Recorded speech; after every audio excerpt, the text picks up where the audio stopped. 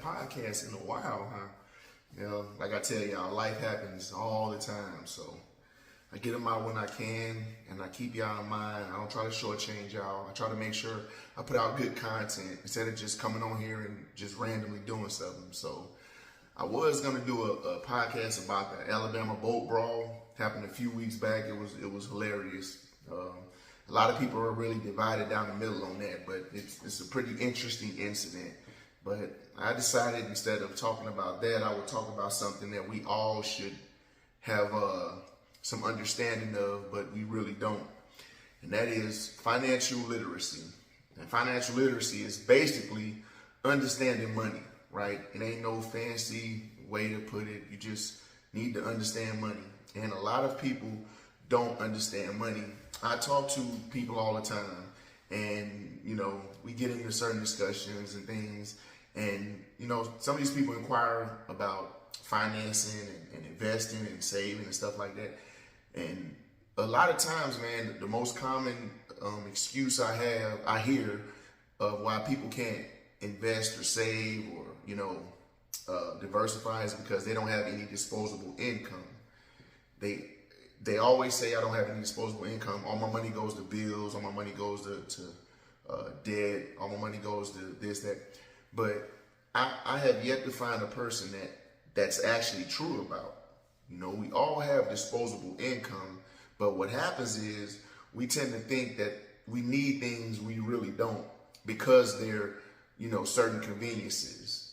Now, in this day and age, a phone is kind of like standard. Everybody has a phone. Right? It's just like a thing.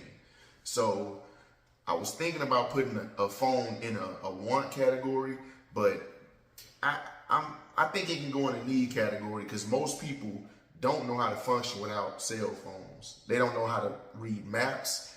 They don't understand directions. They don't even know how to count because smartphones have calculators in them and people use those. So I'm willing to put the phone in the need category because a lot of people would be lost without their cell phones. But a lot of things we have aren't really needs, they're wants, like streaming media, right? Netflix, Hulu, Amazon Prime, Disney Plus, whatever. These aren't needs, these are wants. So if you were able to cut those out of your monthly expenses, that will automatically give you disposable income. Fast food, these are easy, right? Everyone eats fast food, everyone. Did you know you don't have to eat fast food? Did you know that? A lot of people think they have to eat fast food. You don't have to eat fast food. That's another expense that you can cut out of your, monthly budgeting, and it can go into disposable income. And whether it's $1 a week or $14.99 a month, if you're not spending it on those things, then it becomes disposable because you can use it for something else. But what is your goal? Are you trying to save? Are you trying to get out of debt? Are you trying to have financial freedom? Because these things have different paths and they mean different things. Now, typically speaking, you can't really save money and be in debt. You don't really want to do that. You want to try to get out of debt first so you can save more. And the reason I say that is because all debt has interest attached to it. And that interest is going to determine how much of that debt, how much additional you're going to pay on that debt. So when I was younger, I used to think places like Rent-A-Center was like a godsend because I didn't have any money and I was inexperienced. And they were like, oh, we'll give you a fully furnished living room set for $400 a month. And I'm like, that sounds pretty good, Okay, sorry for that interruption. Someone was at my door with some certified mail, so I had to go get that. But yeah, picking up where we left off, I thought it was a good deal to be able to get a whole living room set for $400 a month, and I didn't really care about the interest. Basically, I paid, would pay X amount of money over a certain amount of years, and after that, it would be mine, rent to own. But I think I started getting more financially literate when my disposable income started dwindling. As I got older and started having all these kids and had to pay for them, money was just not there. So I was literally, my debt to income ratio was way more debt than income. So I had to do something different. And I had to, in order to, do something different, I had to understand what I was doing better. And I had to understand how I was spending my money, where I was spending my money, and why was I spending my money. And I learned that, I realized I was spending way more money than I had, and I was also spending way more money than I had too. So I had to cut back.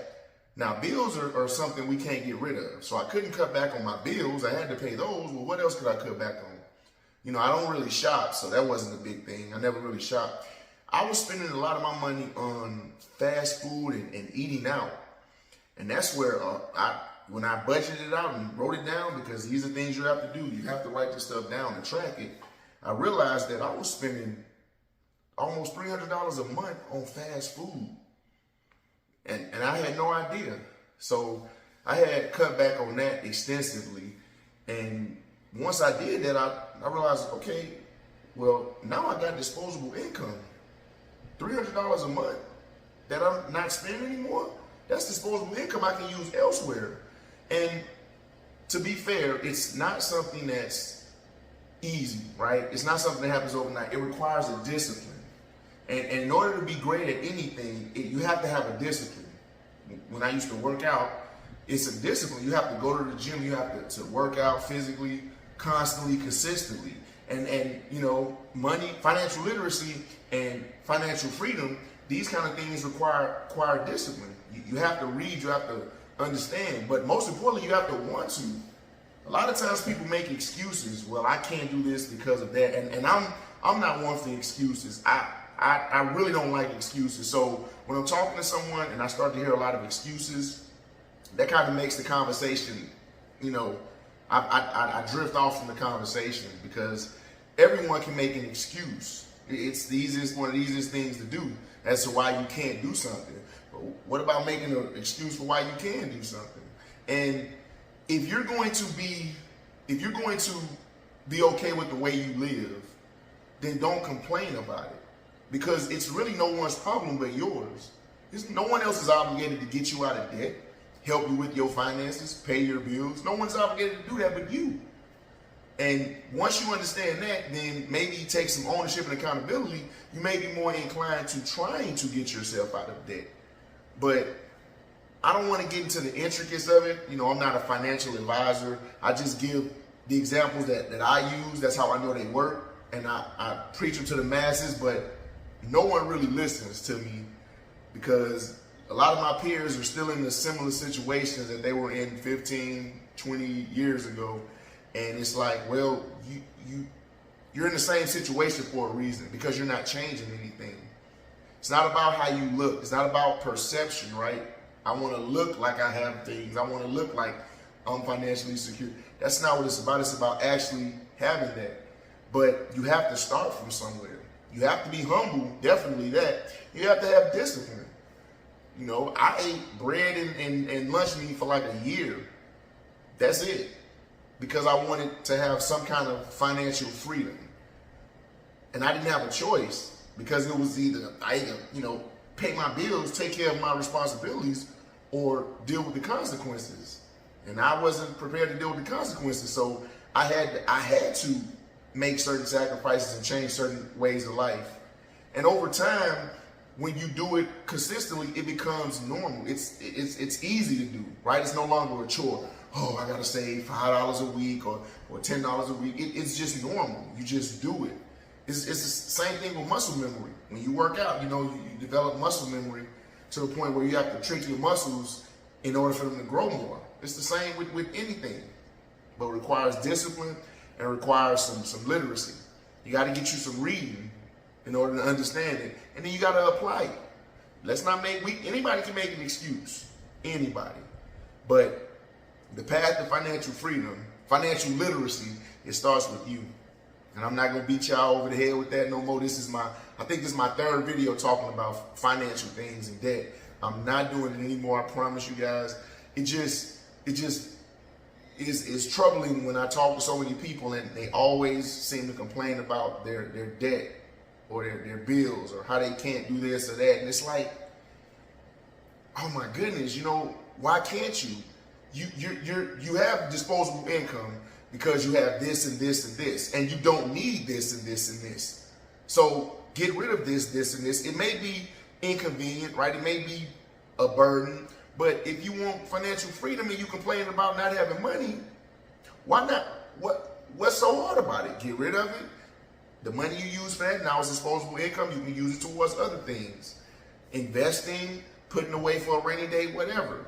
But in order to have money, you have to understand it. You have to. And if you don't understand it, then you're not really going to be able to capitalize on all the opportunities you can get from having it. And whether it's $1 million or $1, if you don't understand money, you ain't really going to know the difference. So remember, there's debt attached to every dollar, no matter what you say or think. So there will always be some form of debt. But if you can get that dollar with that debt attached to it to make another dollar for you, now you're on the right track. But once again, it takes financial literacy, right? And discipline. So, but that's it, y'all. Podcast number 28 or 29, I think this one is. I still got my what would you do's.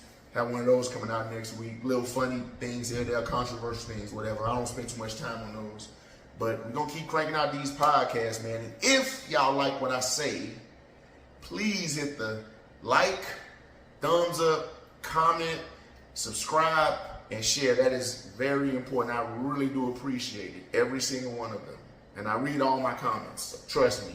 I may not respond to all of them, but I do read all of them.